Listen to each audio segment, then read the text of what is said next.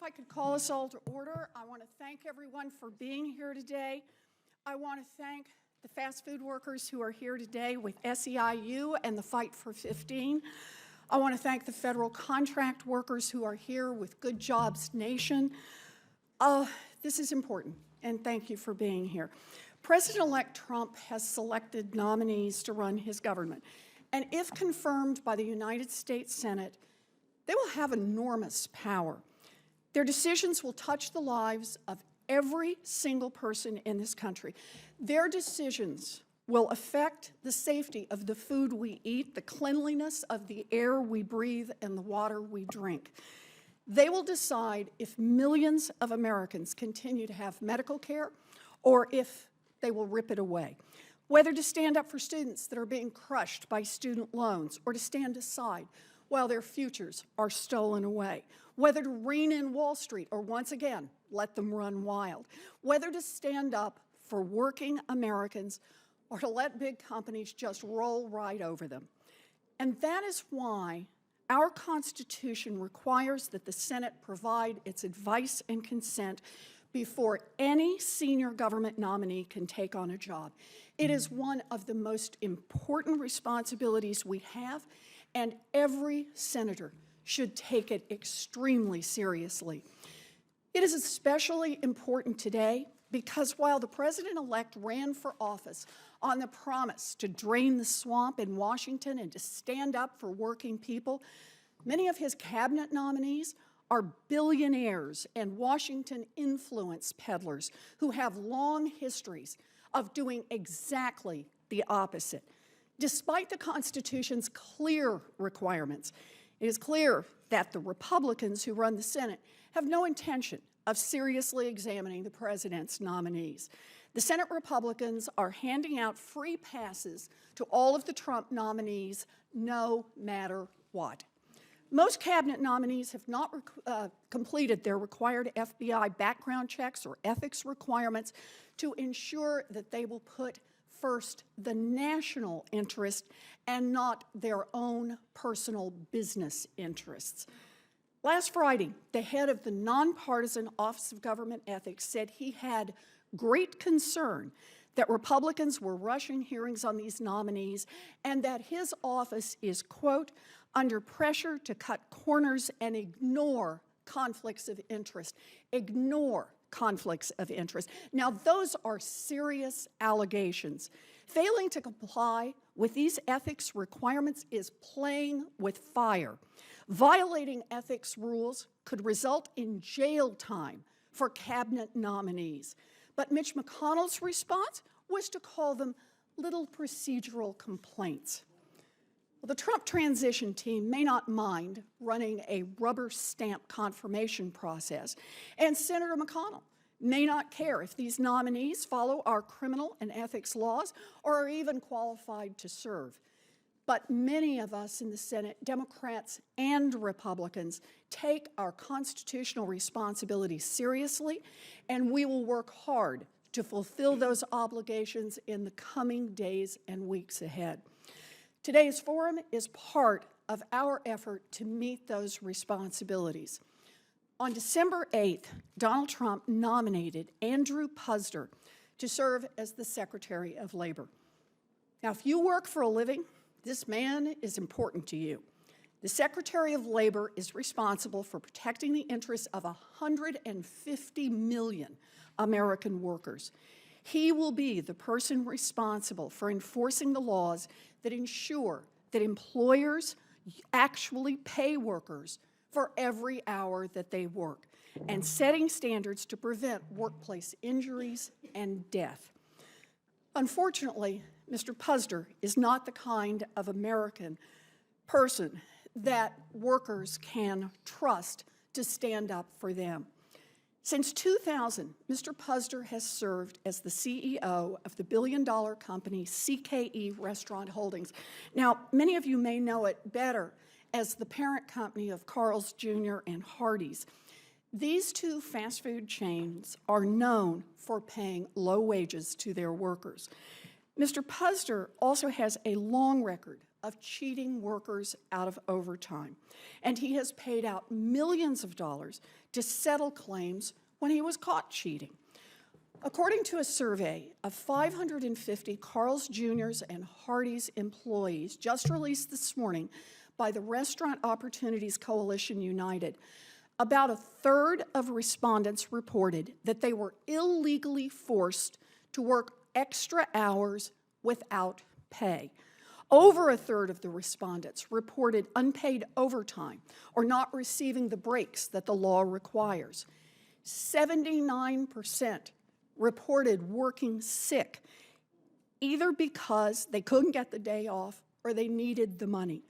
And over half experienced unwanted sexual advances at work. These are not isolated incidences. They reflect the kind of business that Mr. Puzder has built. Mr. Puzder is a frequent political pundit and commentator who has vocally opposed higher minimum wages. He has also strongly opposed new overtime protections that would give 4 million Americans a $1.5 billion raise in a single year. Mr. Puzder also delights in expressing his personal disdain for his workers. He bragged in his very first memo as CEO that he wrote that he wanted, quote, no more people behind the counter unless they have their teeth. Ha ha.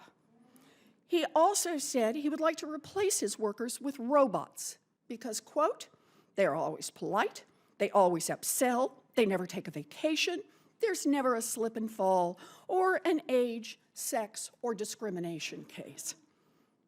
Mr. Puzder will have an opportunity to explain these views and his actions at his upcoming confirmation hearing. But let's be clear, talk is cheap. The Senate has an obligation to hear from those who are best qualified to tell America about Mr. Puzder's suitability to be the Secretary of Labor and to stand up for American workers, his own workers.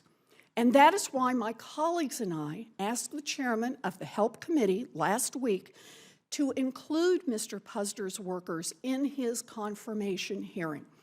When he refused to do so, we had no choice but to hold today's forum ourselves. So, I would like to introduce our panelists.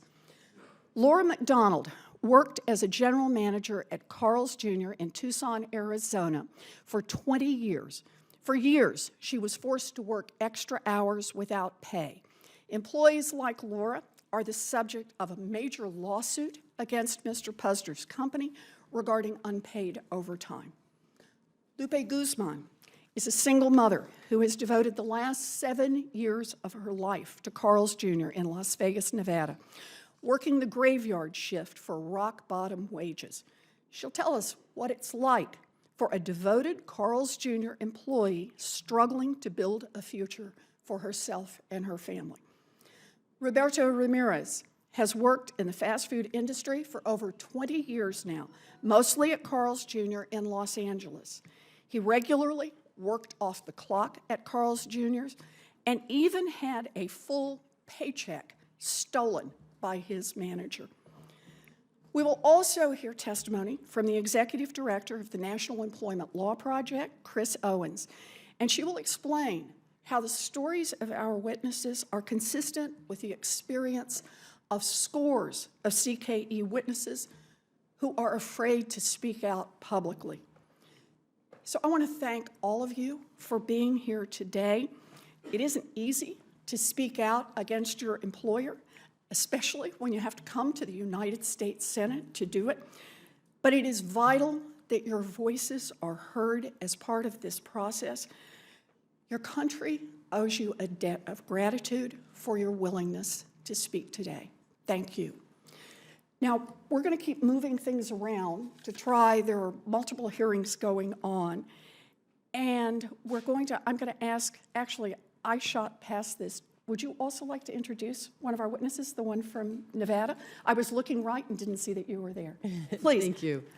Thank Senator you. Masto. Thank you so much, Senator. And let me also echo, thank you all for being here. It is not an easy thing. You've got a room crowded with people, but you've come here to tell your story, which is an important story. And I want people to understand, listen, when we are talking about people that are struggling and just want economic security and are fighting for their families and every opportunities, they're all our similar faces. They all look like all of us. And we should be fighting to ensure that everybody has an opportunity to succeed. My name is Catherine Cortez Masto. I'm a senator from Nevada, and I have the opportunity to introduce, and it is my pleasure to introduce a fellow Nevadan, Lupe Guzman. Thank you so much for coming, Lupe. Lupe, if you don't know, you've heard a little bit about her introduction. She works the graveyard shift at Carl's Jr. in Las Vegas, and she is a single mom with 6 beautiful kids, as I can see right there, that she brought with them in the photograph. She's been working hard at Carl's Jr. for the past 7 years and playing by the rules and fighting to make ends meet for her family. Yet despite years of hard work and her senior role, Lupe only makes $8.75 an hour, just barely above the minimum wage. And she relies on programs like SNAP, Medicaid, and housing assistance to provide for her family. You know, we've made a lot of progress over the last 8 years, but that progress too often has benefited the wealthy instead of lifting up families like Lupe's. In today's economy, it can seem almost impossible for families like hers to even keep up. It's a stark reminder that the minimum wage is a poverty wage. If it weren't for Republican obstruction, it would have been raised a long time ago. And unfortunately, we have an incoming president who thinks that wages are too high in this country. We need an economy that works for everyone, but how do we achieve that when employers like Carl's Jr. are paying poverty wages, shorting paychecks, failing to pay overtime, declining to offer health insurance, and not even doing enough to keep their workers safe on the job? It takes a lot of courage for Lupe and all of you to be here today and speak up. And we so appreciate you coming to Washington today to do just that. I look forward to hearing all of your stories, and I will just say we need to continue to keep up the fight. And all of your stories are a reminder of how much work we have to do to help hardworking families across the country, and why many of us are so concerned about President-elect's nominee to be the next Labor Secretary. Thank you, Lupe, for being here today and representing Las Vegas and Nevada. Thank you, Senator Cortez Masto.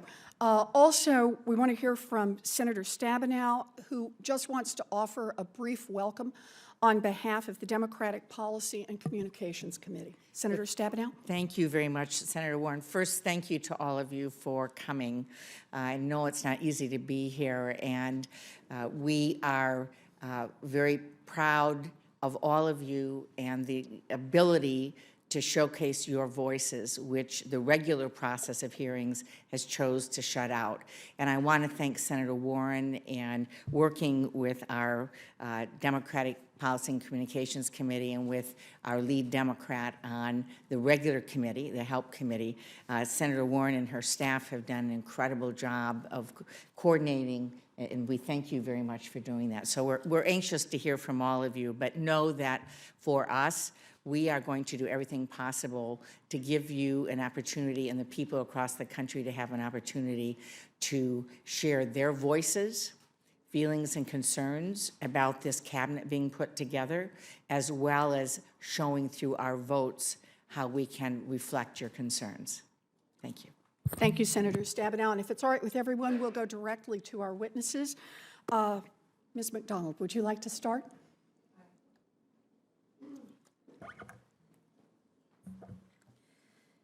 Hi, my name is Laura McDonald, and I'm talking to you today because I worked for Carl Karcher Enterprises for more than 20 years. I actually worked in California. I moved to Tucson recently with my new job. I want to tell you what it's like to work for Mr. Puzder. Everything at CKE is controlled from the top. There are thousands of pages of manuals that control everything. There's also strict standards. Every restaurant has to meet the strict standards for wait time, service time for your drive-through, time, and a long list of other standards. Meeting all those standards is a huge amount of work. CKE requires all of its general managers to be available 24/7. They specifically tell you that you must always be available by phone and to address problems in the restaurant and to answer calls from the district manager. The work is nonstop. I worked more than 60 hours a week there. Until 2009, CKE paid a flat salary to general managers.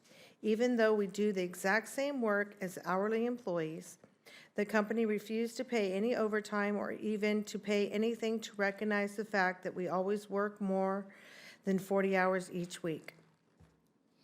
After 2009, CKE changed the rules and said that the general managers in California were all hourly employees. But CKE still would not pay for all the time we worked. When CKE made general managers into hourly employees, it set our wages so low that we had to work 47.5 hours a week just to earn the same money we've been being paid as a salary. In other words, CKE avoided paying overtime by settling our hourly wages so low that we didn't make anything extra working more than 40 hours a week. Besides cutting our wages, CKE also forced us to work off the clock by imposing a strict labor budget.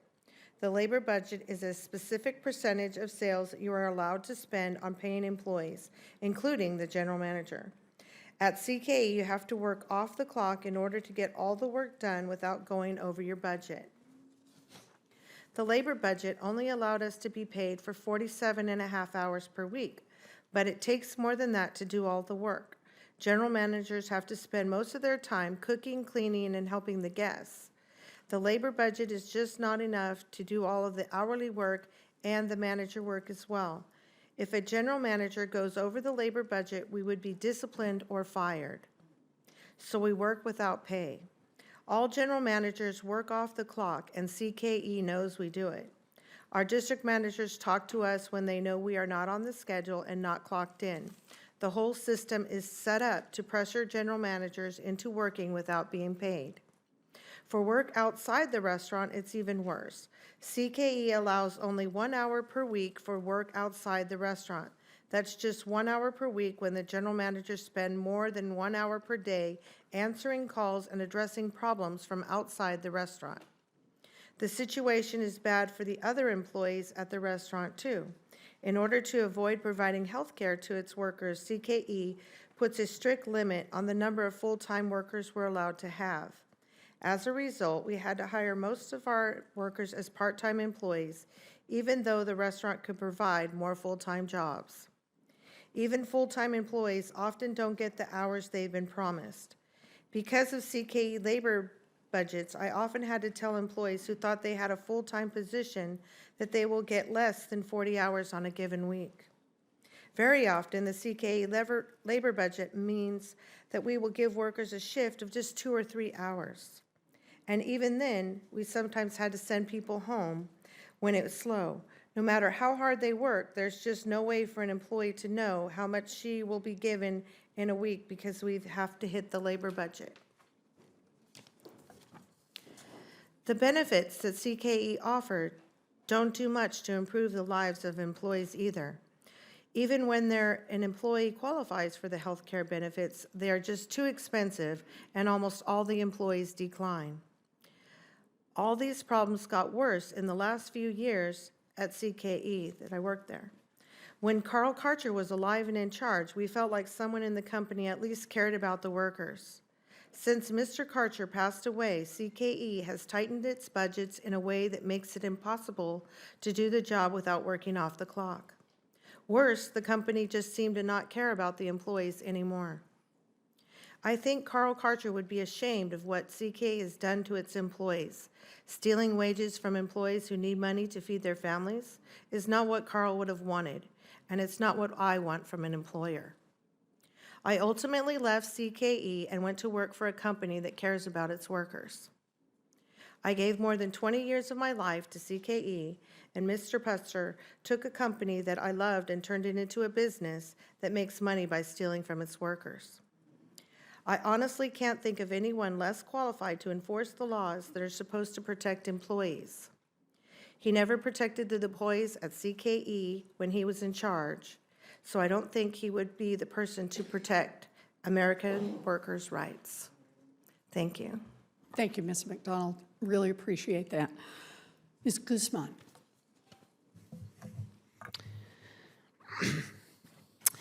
Good afternoon. I'm sorry, my voice. Good afternoon. My name is Lupe Guzman. I'm 47 years old, mother of 6. I worked at Carl's Jr. Las Vegas for the last 7 years. I'm a shift leader on the graveyard shift, 5 days a week. After 7 years and more than 3 decades working in the food service industry, I'm only getting paid $8.75 an hour.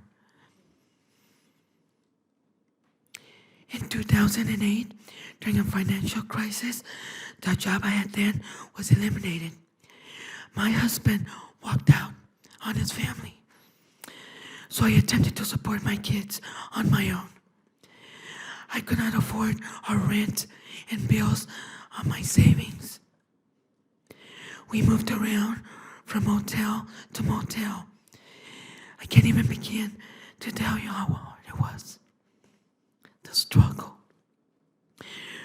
We were on a waiting list for 4 years until we finally received a house in the housing community in North Las Vegas.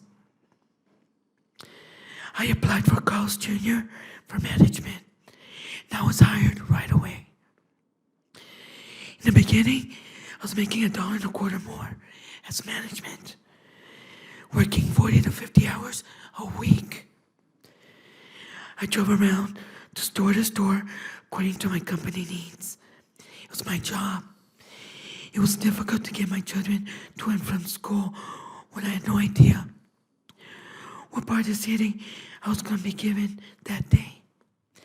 To make sure I could be there for my kids, I asked my manager, the general manager, to be placed at one store closer to my home. But that also meant they would pay me less. I got demoted. I'm no longer considered a manager, not even an assistant. And I am paid just slightly more than Nevada's minimum wage. I still do the same thing as management, just not getting paid. I count money, inventory, prep food, clean, wiping down tables, customer service. We do everybody's job. I lock up and I tend to the drive-thru. I doubt a robot could do any of those things. My store is located on the Las Vegas Strip. On Graveyard, after we close, it's just me and the cook. At my store, every dollar counts. Every order counts. Even when I'm supposed to be on break, I'm expected to be taking orders. The break that I'm allowed to sit down, we don't take breaks. And it's required by Nevada. Nevada law requires Carl's Jr. to give us all 30-minute uninterrupted, unpaid breaks. And for every hour worked, 10-minute break. But on the overnight shift, we don't get those breaks. We are expected to work during breaks.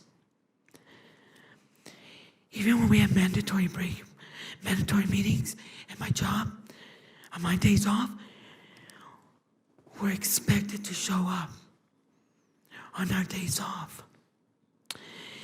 It's been like this from day one. For example, after only a few checks, I noticed that 30-minute breaks were being removed. And I was still working those shifts. Instead of 7 hours on my check, it came out to 6.3. Every 2 weeks, I'm paid just under $500. Every dollar after bills and rent is accounted for. When there is money missing, I notice. For about a year, this has been happening. I said something to management, and it didn't happen again. But I never got that back pay for that year. And I know the other people who have not complained, who are still getting that 30 minutes taken off.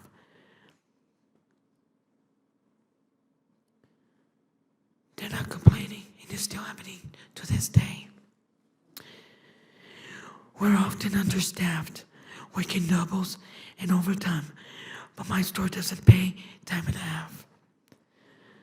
Sometimes they just cut off the extra hours and put it on another payday. I had to wait to get paid for my hard work on another day. This isn't the first time or the last time I played the waiting game with Carl's Jr. The computer that tracks our hours often freezes. And it happens to all the stores. And we leave notes because we want to get paid for that day. Our note reads, I came in during this time to this time. Please put in my hours. But after 2 weeks later, I'm still missing those hours. And I tell my boss, again, in person, please put in my hours on my paycheck. He says, okay, I'll go on the next paycheck. I just have to remind him every time. And he says he'll take care of it next time. To this day, I'm still waiting for my 5 hours. I've been held up twice. I had a gun pointed at me twice. Corporate did not care what I went through. The second robbery, attempted robbery, left me shaking and throwing up the whole time. And all they cared about was if anything was taken. And why did the cops close off the store? They didn't say anything about my well-being. Nobody from Human Resources, nobody asked how I was, because they didn't care. That's what I knew. I mean nothing to them. I'm just somebody to cover a shift that nobody wants.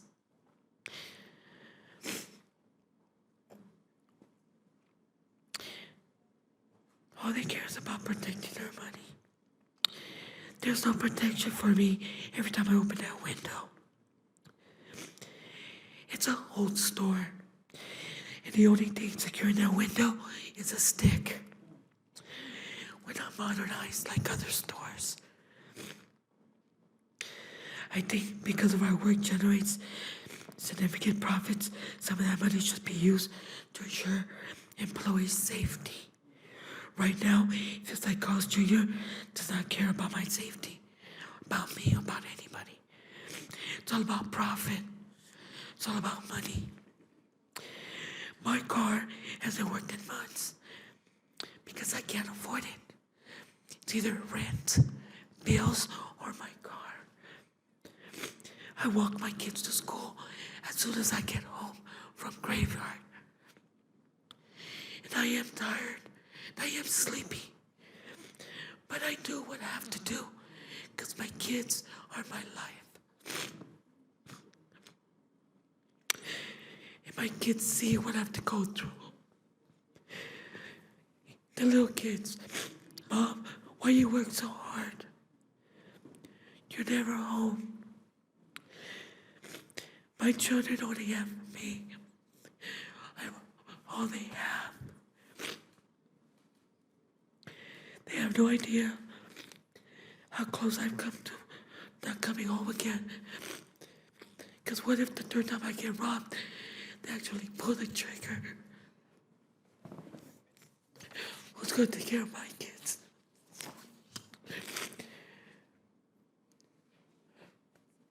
We don't get health insurance. We have to apply for it, and a certain percentage gets taken out of our checks. And because of my kids, I get Medicaid. Thank God. One of my coworkers couldn't take any maternity leave. She worked until the day she gave birth.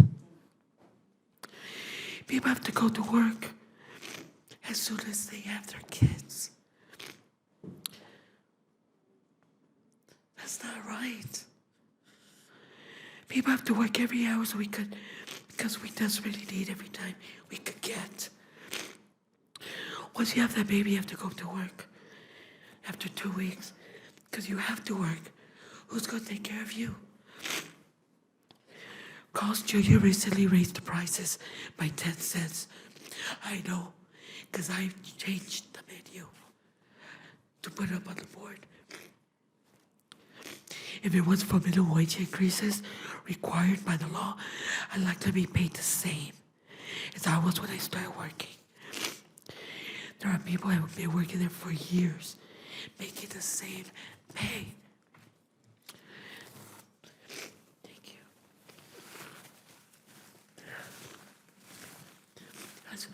I'm speaking for them too, because they have no voice. I'm their voice. I work almost every day, and I'm still considered poor. I live on housing assistance, food stamps, and Medicaid to survive. If I didn't survive on these, I'd be homeless with my kids. Where would I be? Even while I'd be working, I'm still considered homeless. And there'd be no way to pay rent, pay my bills, or transportation without public assistance. And I'm very grateful for public assistance, because that's help for me and my kids. Even if you're a single person, too. People like Puzder don't see how regular Americans are living day by day. The only people who are not hurting, who's not affected by this, is people with money. They have no care. They don't know what we have to go through. They have no idea what we have to go through, our struggles. People are hurting. People like me, families like mine, struggling to survive on minimum wage.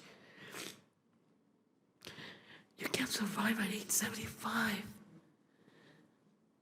See yourself in my shoes with 6 kids.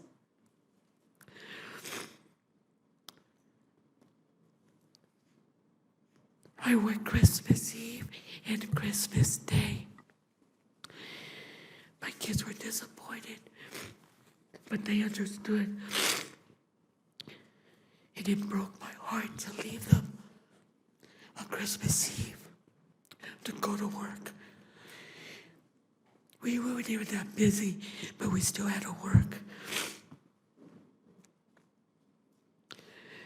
I did request it off months in advance. But my manager told me there isn't anybody to cover my shift. There's nobody to cover my shift. This was Christmas. Ms. Guzman, let's pause here. We're going to have a chance to talk and have some more questions, and I want to make sure that Mr. Ramirez can join us too in this. I just want to say, you're right. This is not right, and this is what the Secretary of Labor is supposed to stand up for, is people like you. We're here to start the real inquiry about whether or not Mr. Puzder is a person who can be trusted to stand up for you and for all of the workers of America. So thank you. We're going to come back. I want to give everybody a chance to be able to talk here. Thank you. Mr. Ramirez? Hola, buenas tardes. Mi nombre es Roberto Ramírez. Soy miembro de la Rock United. Trabajé en Car Junior por aproximadamente 18 años. Fui contratado como preparador, pero en mis últimos años hacía el trabajo como de 4 personas. Good afternoon. My name is Roberto Ramirez. I am a member of Rock United, and I worked at Carl's Jr. for approximately 18 years. I was hired as a food prep worker, but in the last few years of my employment there, I was doing more than that. I was doing the work of 4 people. Mi día de trabajo consistía en empezar 30 minutos antes de mi entrada oficial para poder empezar a preparar los alimentos para el desayuno, limpiar baños, pisos, los utensilios de cocina, freidora, charolas, atender a la caja y llevar la comida a los clientes. My workday would consist of starting my work 30 minutes before actually clocking in. The early start would allow me to prepare breakfast, clean the bathrooms and floors, wash the cooking utensils, pots and pans, get the cashing machines ready, serve customers, and finish my duties on time. En la compañía sufrí de robo de salario, explotación y robo de mi cheque de fondo. Nunca se me pagó el tiempo en que entré más temprano de mi hora regular. Cada mencionar algo que no estaba bien a mi parecer, se me castigaba con cortarme las horas y cambiarme los turnos. At Carl's Jr., I was a victim of wage theft. I was exploited, and I had a paycheck stolen. I was also never paid for the 30 minutes I would regularly work before clocking in. If I would complain, my managers retaliated by cutting my hours or changing my schedule. La última que les aguanté fue que me robaron mi cheque de depósito. Una de las gerentes cambió mi cheque a una casa de cambio. Cuando esto llegó a los oídos del gerente del distrito, él se dirigió a mí y me dijo, me las arreglará con la gerente, que me las arreglara con la gerente, pero afuera del restaurante y en la corte. Que el restaurante estaba fuera de cualquier responsabilidad y nunca vi mi dinero. La cantidad fue muy pequeña, pero lo que me dolió más fue la acción. A partir de ese incidente me empezaron a cortar las horas, obligándome a irme. In a last incident with them, my paycheck was stolen and cashed by the manager. When a district manager heard about it, rather than rectify the situation, he told me to work it out with the manager herself, but outside of the restaurant in court. The district manager said the restaurant could not be held responsible. I never saw that money. It wasn't a lot of money, but the action of my managers hurt me a lot. After this incident, my hours were reduced to the point that I felt forced to quit. Si Andy Puzder es elegido como secretario de labor, lo que me pasó en este restaurante se va a multiplicar a nivel nacional. Me haría muy triste ver a nuevas generaciones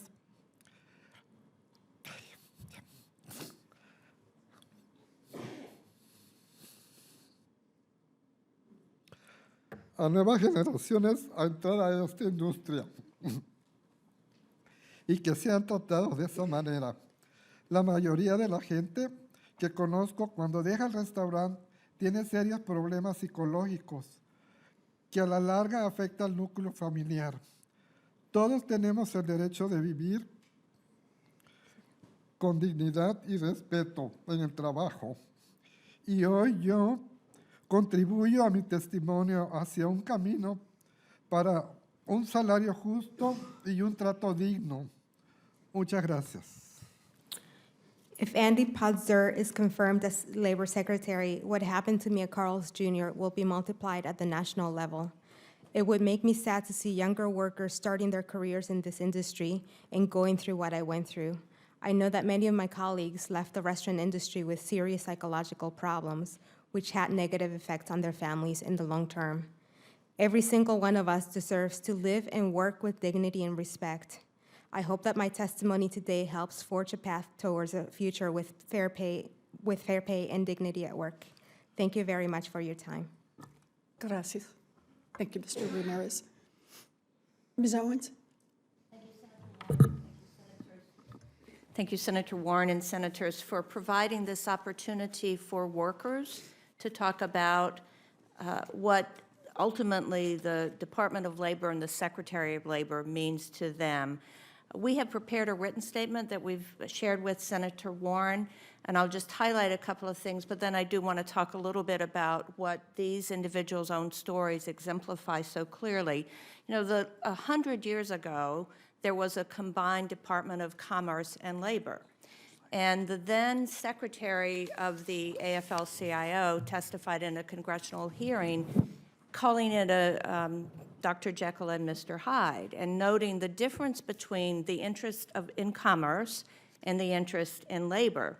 In response to that, Congress created separate departments, and it affirmed that DOL's mission is, and I quote, to foster, promote, and develop the welfare of the wage earners, job seekers, and retirees of the United States, improve working conditions, advance opportunities for profitable employment, and assure work-related benefits and rights. So here we are 100 years later, and frankly, at the National Employment Law Project, we fear that we are on the precipice of a merger of the interest of commerce and labor again. And let me be really clear, we recognize and appreciate that the Department of Labor should be concerned about employers and should be working with employers. But its primary mission is to promote and advance the interest of working people, and I would say in particular the interest of people like our panelists today who desperately need to be able to rely on the protections that a Department of Labor has to offer. We are concerned, based on the public record of the many things he has said and his many appearances, that nominee Andrew Puzder will not bring that concern for the welfare of workers and make that his first priority in the job. His entire public life, his entire public record is precisely to the contrary and suggests that he elevates profits over working people who create the profits, and he prioritizes commerce and customers over workers and wages. We also think it's very important to compare the operations of the Department of Labor over the last 8 years and earlier departments of labor to get a flavor for what an aggressive, robust Department of Labor can do.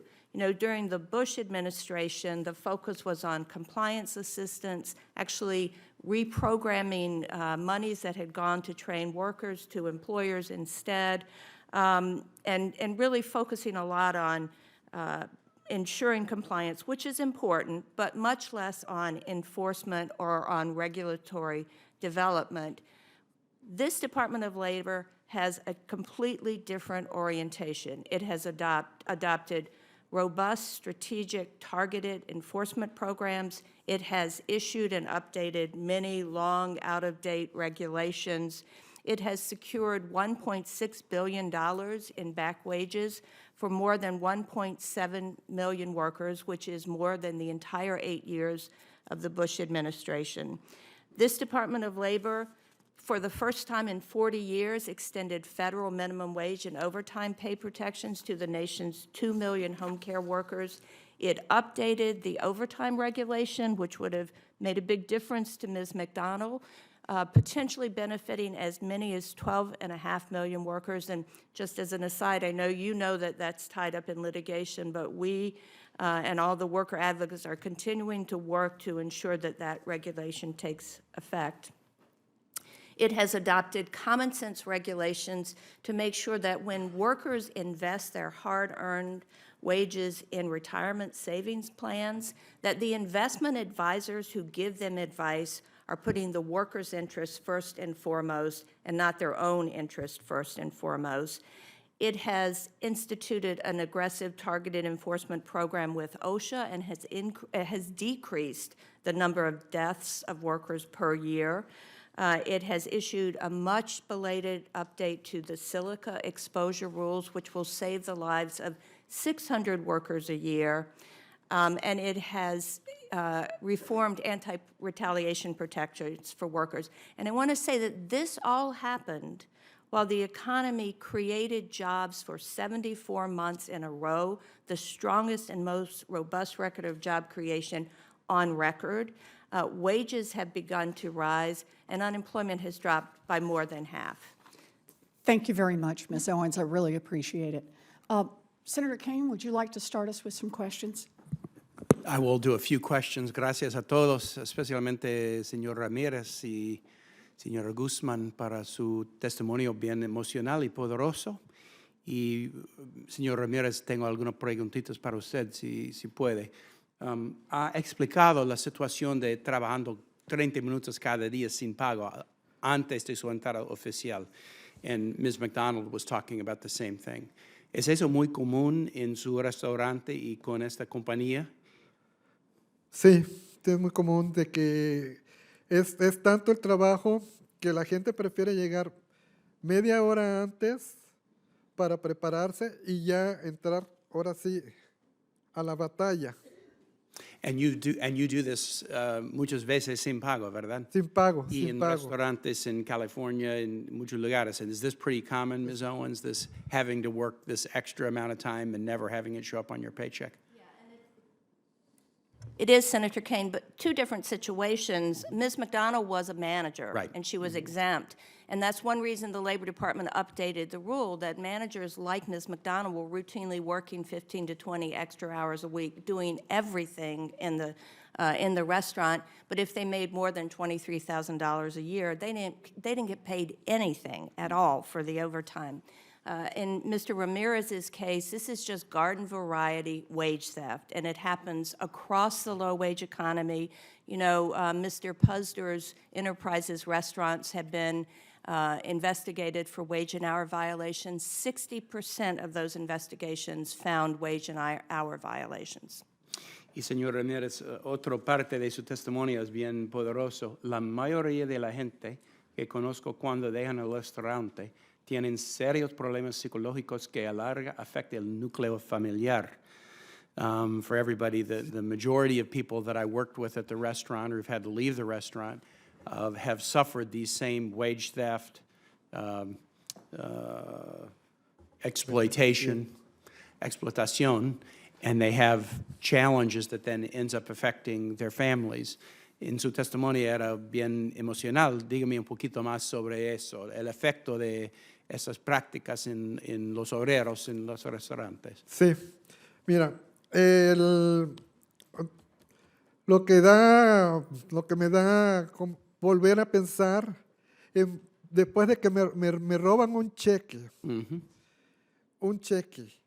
y no y le dijeron a la manager, Una de las gerentes. el district manager le dijo a la manager, dice, o eres tú o es él.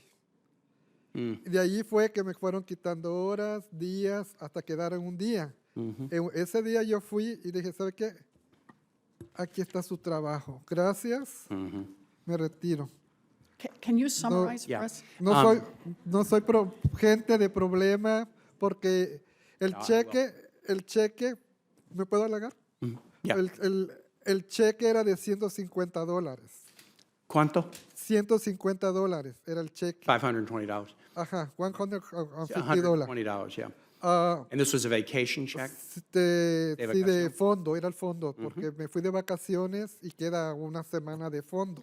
So he was talking about a stolen check that was stolen by one of the managers, and when he wanted to complain about that, because this is so important to his family, he started to, get in trouble, and eventually you were terminated from your employment after you complained about this.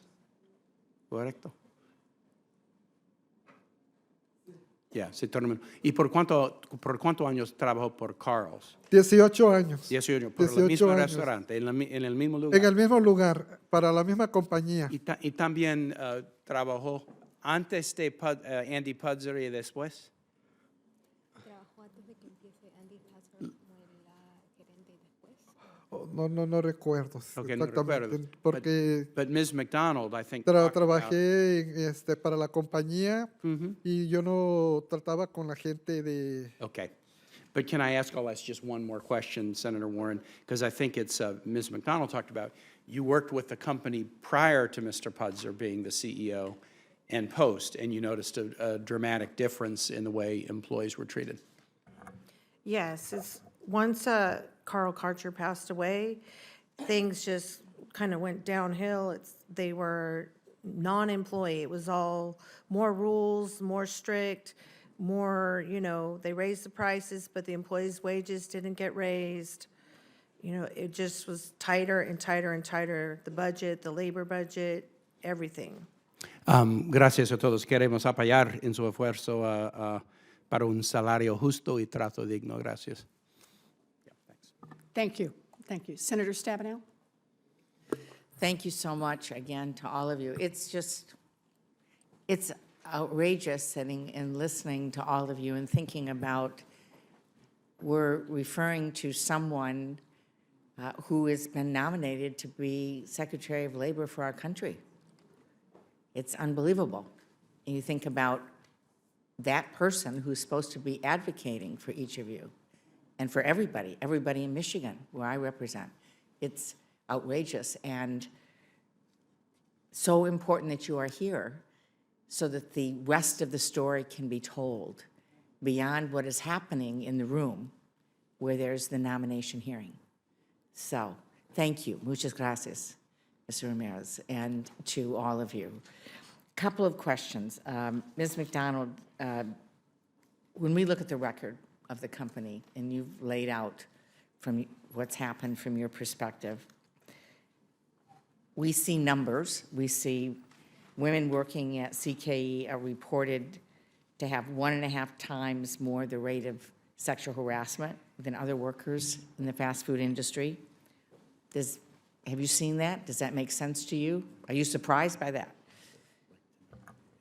Well, I don't think that the Human Resource Department at CKE, at least the one region that I had, really cared about us when Andrew Puzder was in charge, because, I complained to the HR and they didn't even return my phone calls. And what about, again with numbers, but the Department of Labor found that more than half of Carl's Jr. and Hardee's restaurants investigated had at least one wage and hour violation.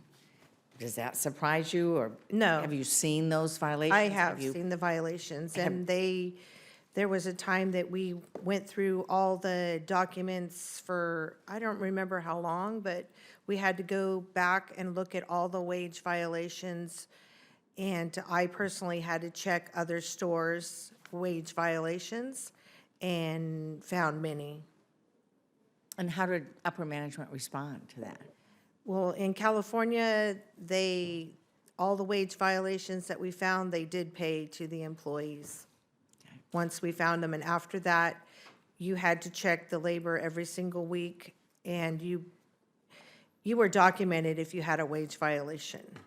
So you were not allowed to have wage violations. So including myself, when we went to hourly, if you had a wage violation, you were documented for it. You had to take your breaks according to the California state laws. I see. And then finally, thank you very much. Lupe Guzman, thank you so much. You love your children, and you're doing everything you can to try to hold it together for them. So thank you for that. And this is about the dignity of work, right? And respect for people and valuing people. In your testimony, you described a number of occasions where Carl's Jr. shorted your check, didn't pay you what you earned, docked your pay for breaks and lunches you were supposed to be paid for, refused to pay overtime, didn't track the hours. When the computer broke, they wouldn't pay you for missing hours and so on. What does it mean to you that the person whose company this is now nominated to be Secretary of Labor when he doesn't appear to believe that people should be paid for every hour they work? He's stealing from me, from us, the hardworking people I work hard. And to get cheated, robbed, it's not right. It's an injustice. That's why I'm here. Thank you. To let everybody know what's going on.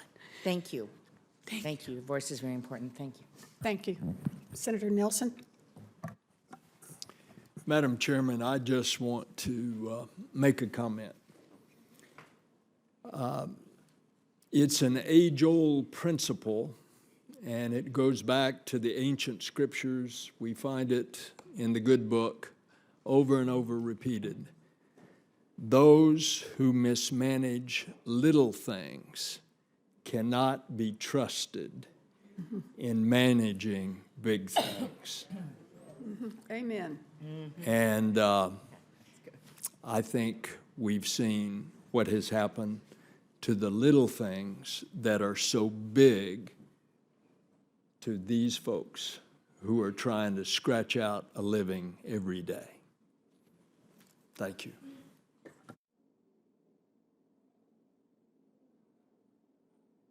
Thank you, Senator. Senator Franken? Thank you, Senator. First of all, I'd like to recognize, I know there are food workers here who work in the Senate. Would you identify yourselves, please? Anybody? Okay, well, I was wrong. You're off to a good start, Al. Well, anyone who's wrong on a little thing, the Bible says, I'm in trouble. Okay, let's try something a little bigger. I believe workers deserve to be paid for every hour they work. But too often companies and CEOs see workers as just another expense. Ms. McDonald, you described your experience with wage theft. Are you alone in suffering wage theft, or do you know of colleagues who weren't paid what they were owed when working at Andy Puzder's restaurants? How has the loss of pay impacted your ability to provide for your family? Well, it made things tight because I was always working. I ultimately ended up getting a divorce from my husband because when Andy Puzder took over, even though I was allotted 4 weeks vacation a year, I wasn't allowed to take it. So and you don't get that vacation in cash. You had to either take the days or you didn't get it. You would actually lose those vacation days once you hit your maximum accrual. All the management that I had talked to during meetings and conferences, that it was the same across the board, whether they were in Washington, whether they were in California and Nevada, none of them would be able to take their vacation time either. They didn't get paid for the extra hours you worked. You put in on the phone, you're calling in, none of them got paid. They also made us cut our employees by cutting their hours. And sometimes, like I had an employee who got a letter from the company that her insurance was being cut because she wasn't making the 30-hour-a-week minimum to be able to obtain the full-time status. And when you have an employee come to you crying that, you know, their family needs that insurance, they need their benefits, it's really hard to tell them that you're not able to take care of them and let them have the hours they need because the company won't give you the labor budget. Honestly, the employees were doing the work of 2 or 3 people. When I first came to the company, there was plenty of workers, 1 person per position in the restaurant. It wasn't like it is when I left, you know, with barely a skeleton crew running the restaurant. And so you're saying there are people who weren't paid for their overtime, weren't paid for hours. That's wage theft, right? That's true. None of the salaried managers were paid for their overtime. Do you think that the company's strict rules on labor costs contributed to the incidence of wage theft? Yes. Thank you. I want to ask about one practice that I've heard about, and that is getting your paycheck on a debit card I believe workers should be paid on time without losing their hard-earned wages to gimmicks, to payroll fees or other gimmicks. To all the witnesses, were any of you paid with, were you paid with a traditional paycheck or direct deposit, or were you pushed to accept your pay on a payroll debit card? And could you describe, if so, any fees that you paid as a result of being paid on a payroll debit card? They took away our direct deposit. And you got it, and how did you Get get it by paid? check every 2 weeks. You get it by The check. option of direct deposit, they took it out. Did anyone get paid with a debit card? No, not Nevada. Anybody on the panel? Ms. McDonald? They did go to a debit card system in California where I worked. The employees had the option of getting direct deposit, or they had to go to this debit card. And I do know from talking to the employees, the debit cards had fees. You had to withdraw all your money the very first time you used it. Otherwise, every time you used your debit card, you would incur fees. So Okay. I felt that it was unfair to make them have their money on those cards. But you said they had the choice. They had the choice of direct deposit or going on the card only.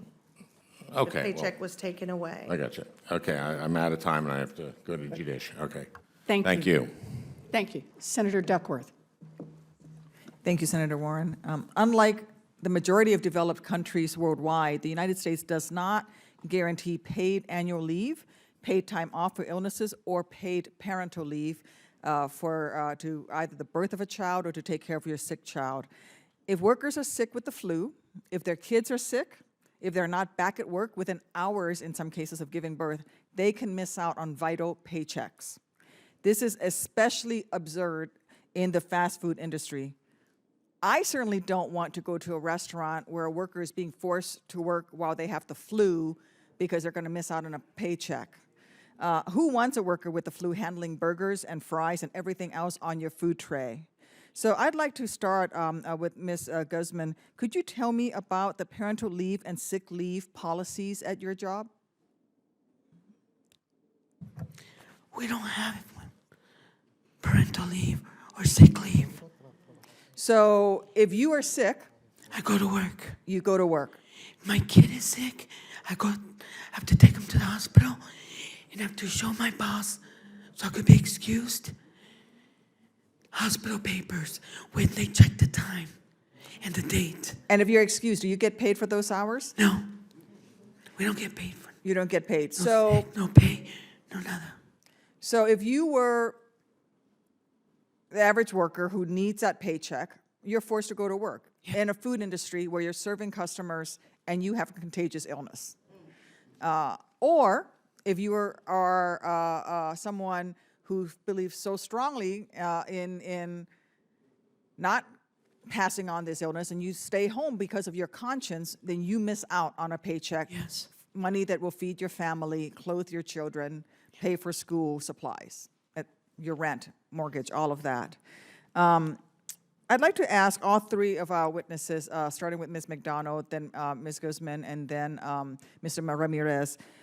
Could you talk to me a little bit about workers coming in sick or having to miss important family events?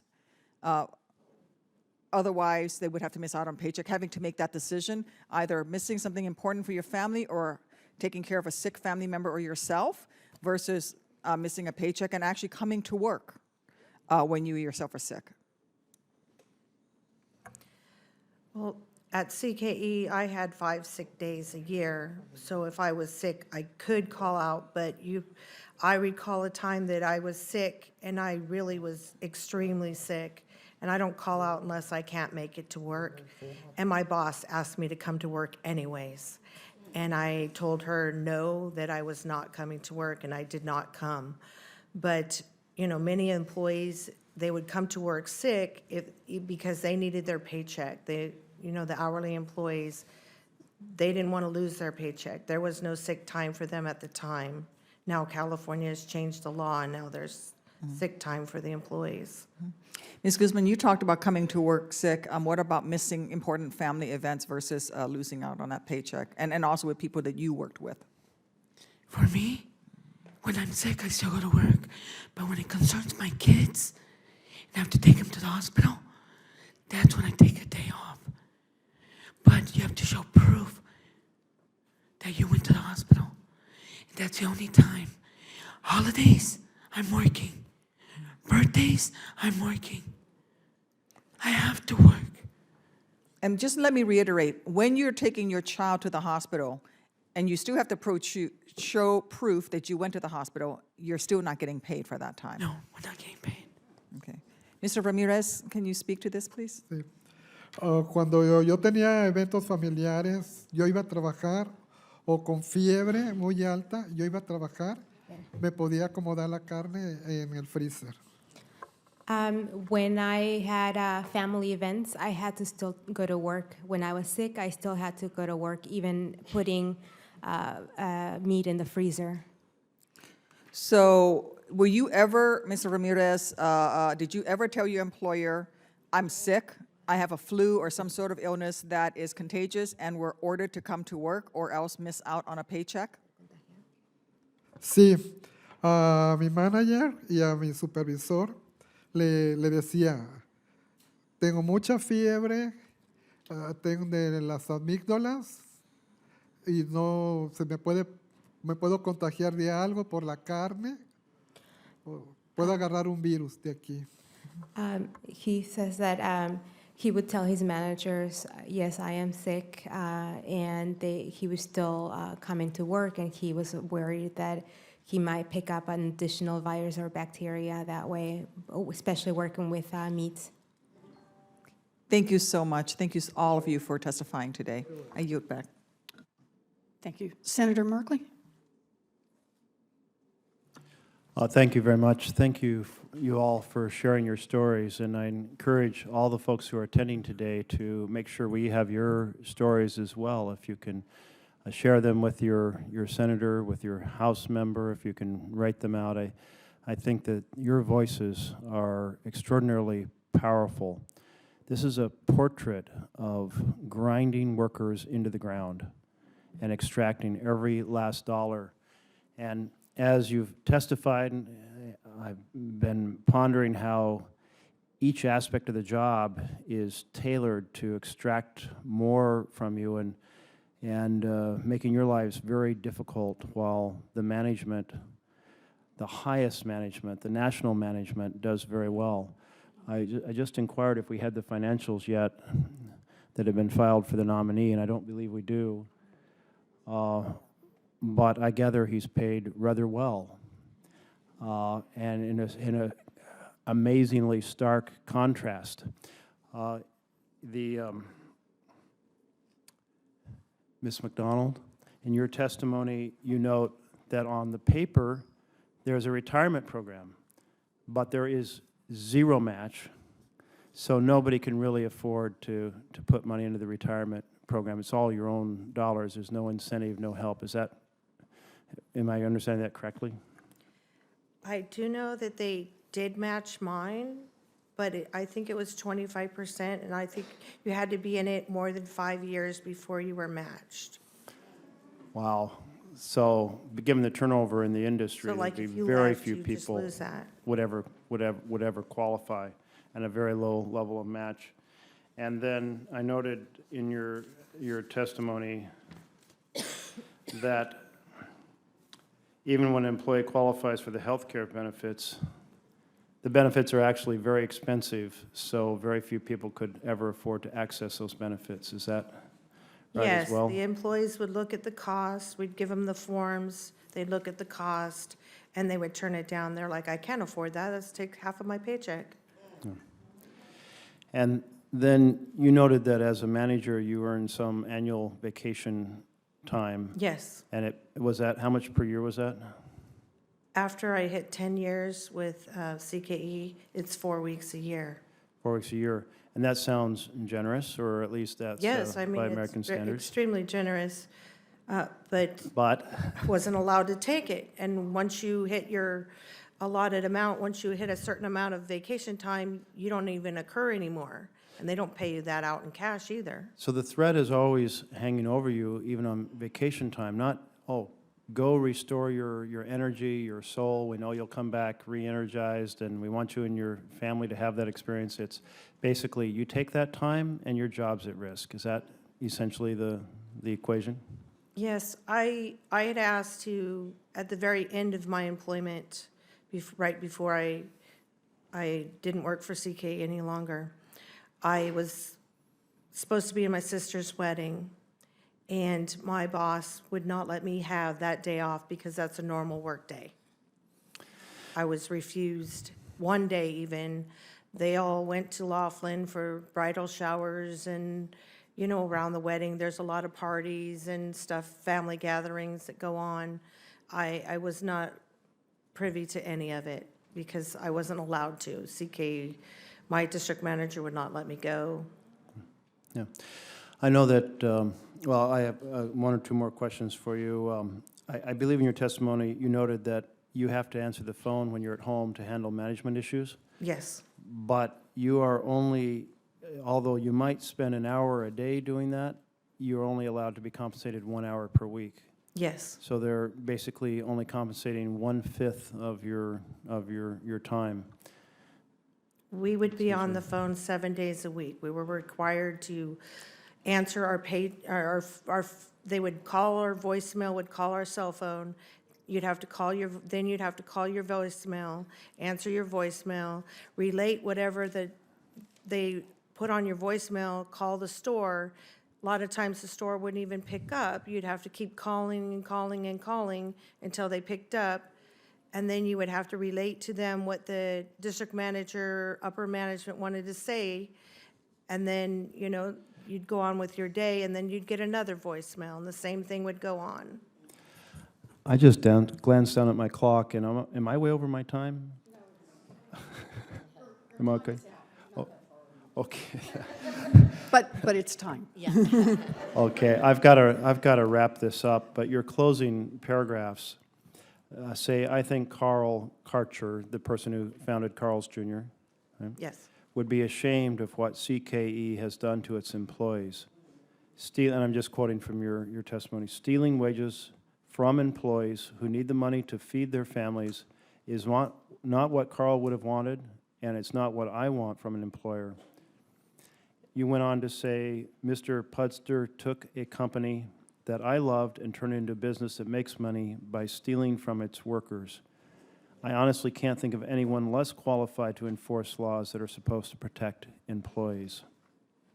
He never protected the employees he was in charge of, so I do not think he would be the person to protect American workers' rights. Certainly that's a very, very powerful statement. I'll just close by thanking all of you in the audience, all of you at the desk, for coming to share your stories. The president-elect said he was going to fight for workers if he was elected, and certainly this nomination tells a very different story, but that story is far more powerful to hear it from all of you who have been affected. Thank you. Thank you. Senator Van Hollen? Thank you, Senator, and thanks for organizing these hearings. Thank all of you for your testimony and all your co-workers who have joined you today. You know, we have a president-elect who, during the campaign, we learned made millions, in fact, billions of dollars for himself. At the same time, he wasn't paying many of the people who did work for him. In the construction industry, which is where the president-elect focused his energies, you do that by stiffing your subcontractors. You ask subcontractors to do work, they perform the work, you benefit from the work, and then you don't pay them. So it's outrageous, but maybe not shocking, that the president-elect would put forward a nominee as Secretary of Labor, somebody who in a different industry, in the restaurant industry, made a lot of money for himself. At the same time, he wasn't paying the people who were doing the work for him because of wage theft. Now, The information I've got is that before this company went private, it was a public company, and according to reports that were done, the owner here received about $10 million, between $4 and $10 million in compensation per year, the nominee, off of this enterprise.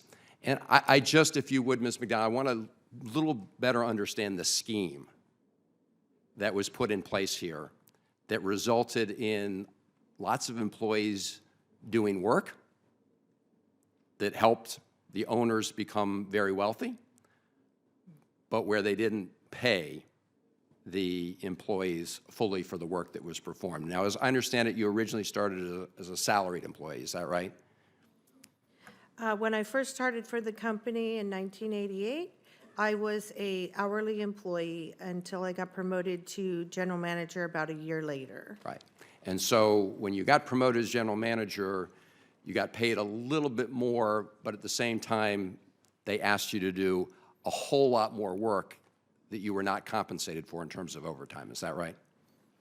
At first, it didn't seem that way. I mean, when I first started working for CK, it was a fun and happy company to work for. We had plenty of employees. We were allowed enough staff to get the job done.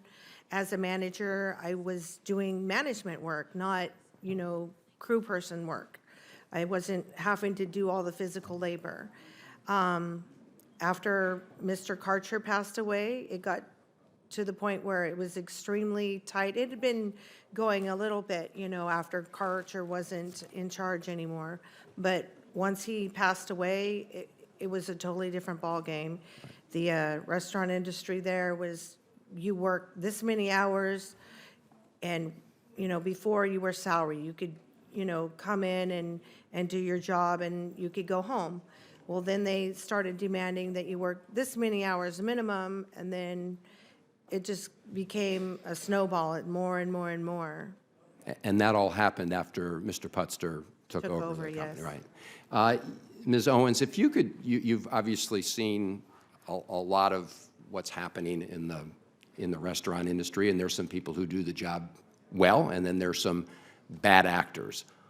Among the bad actors, how would you rate the performance of Mr. Puzder's company?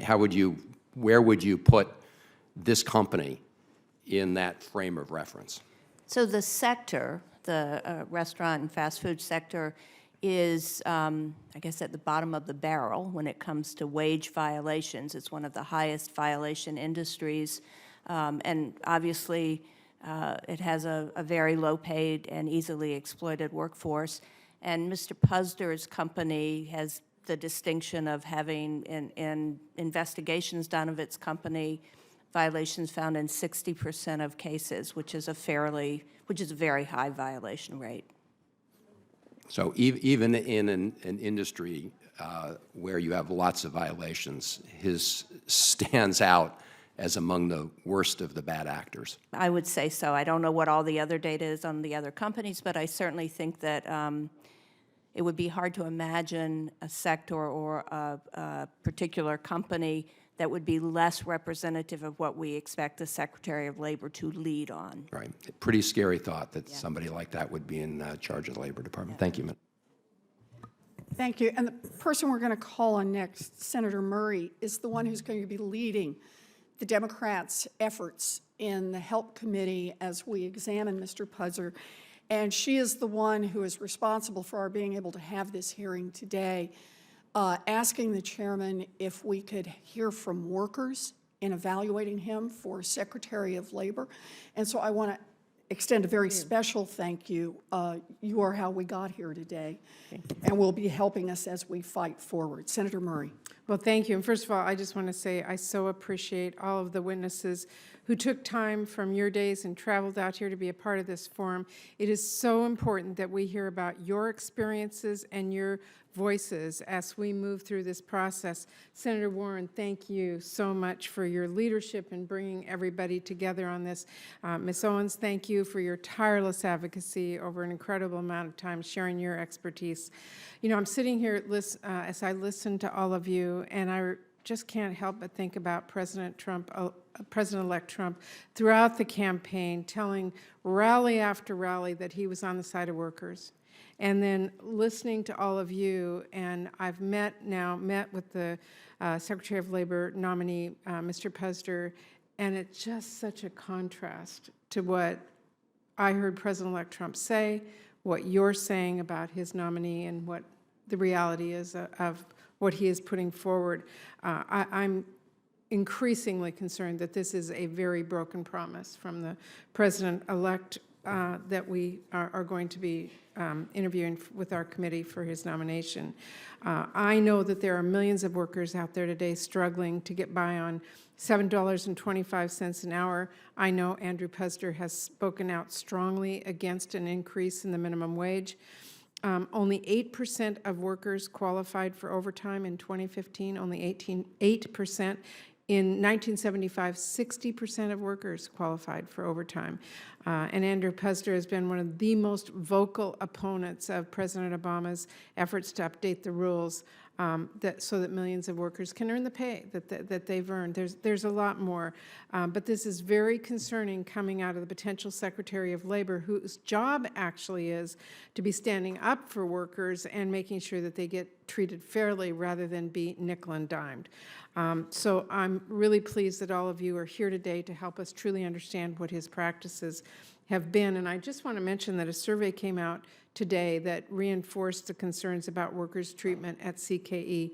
So really appreciate all of you being here. Let me just ask, one of the things that we know that Mr. Puzder said is, and I quote, that he prefers robots because they never take a vacation, they never show up late, they never slip or fall, or have an age, sex, or race discrimination case, unquote. That is what he said.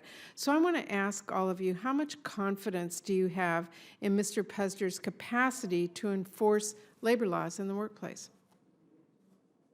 Ms. McDonald, if you want to start.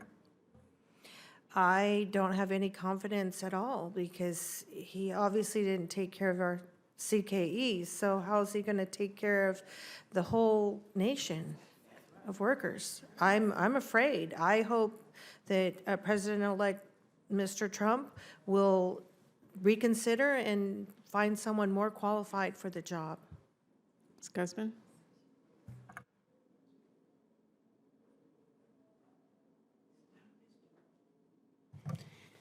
Someone else to be nominated that's going to be looking out for us, the workers. Not against us, but for us. We work hard. And he has to bring up the minimum wage, not keep us down. We all want the American dream too. But if you do not find somebody else, this man is going to ruin everything. Instead of going forward, it's going to go backwards. And where is that going to leave us? So it's the time to change this now. Mr. Ramirez, would you like to comment? Sí. Si no puede arreglar las cosas pequeñas, ¿cómo va a poder arreglar las cosas grandes? If he can't take care of small things in his own businesses, how is he going to be able to manage larger national level issues? All the workers in America, right? Yes. Ms. Owens, let me ask you, can you just kind of speak in general what the working conditions are today in the fast food industry? In particular, I'm interested in the Obama overtime rule. What is the need for that, especially in the fast food industry? Thank you, Senator Murray, because I think it's really important, you know, as these individuals reflect, the fast food industry, the vast majority of workers in that industry are adults. Over 70% are over 20 years old. The sort of typical worker is 29 years old. Many of them are supporting children and families on low wages. And there is both rife wage theft among people who work on the front line, which is what which is where you find most fast food employees, and also, as Ms. McDonald exemplifies, among managers. I mean, these are probably some of the most hardworking people in terms of excessively long hours, being responsible for every single aspect of the business. I don't know, but my hunch is the reason Ms. McDonald couldn't take a vacation is she had to make sure the stores were closed at the right time. She had to come in and substitute for people who called in sick. She had to do a lot of things that are frontline tasks, but under the rules that the Obama administration changed, not only was the salary threshold so low that people could be making poverty wages and still be exempt from overtime, but they could be doing work that was largely frontline work, direct service to customers, and still be considered managers. And that is pretty typical across the fast food industry. That's where you do find, and one reason there have been so many cases in California is California has much better law than federal law in terms of overtime and overtime exemptions. And so managers in California actually had recourse that wasn't available under federal law that the Obama administration has tried to make available. I know I'm over time. Can I ask one more? I wanted to ask you about minimum wage as well while you're here. We have heard repeatedly about Mr. Puzder's vehement opposition to raising the minimum wage. He said he describes it as being very negative. I'm just here to say the city of Seattle is well on its way to implementing $15 minimum wage. The sky has not fallen. No job loss. No job loss. People are earning and able to purchase and go to restaurants. And it's just surprising to me that he is so opposed to this. Can you tell me anything generally about what we have learned about raising the minimum wage as we have in my state? I mean, we have decades of experience under federal law and in many states of raising minimum wages, for many years somewhat modestly, more recently to a more living wage level. And the weight of the economic analysis is that there is no significant job loss associated with raising the minimum wage, which has always been the business community opposition to raising the minimum wage. The other, although we're still testing this, but so far there's no real evidence that raising the minimum wage has accelerated replacing workers with the robots that some people might prefer. So what the evidence shows is that if wages go up, workers are more productive, turnover declines, they're happier, et cetera.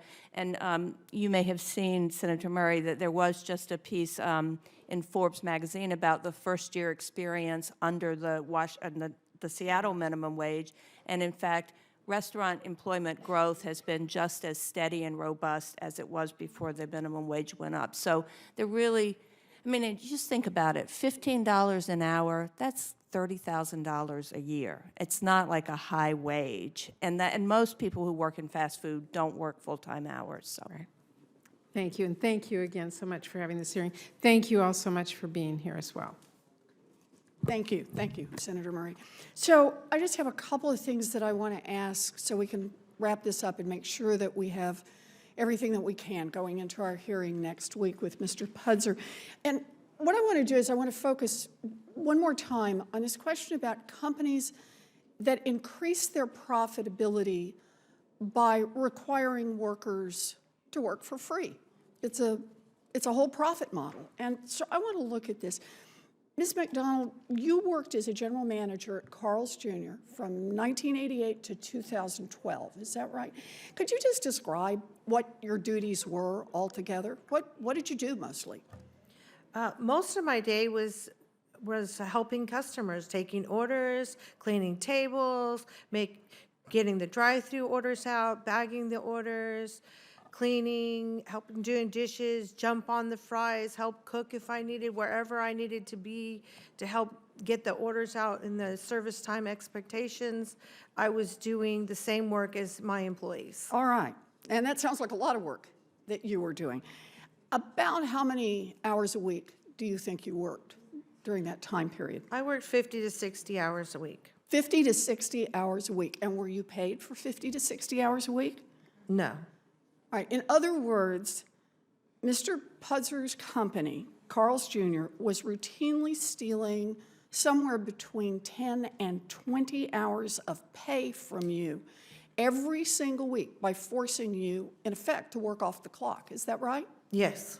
All right. So, as you know, when the Department of Labor finalized a new rule requiring employers to pay their salaried managers overtime, Mr. Puzder said that he opposed the new rule in part because managers shouldn't act like regular hourly workers. In fact, he said, and this is his quote, they should run the business like they own it.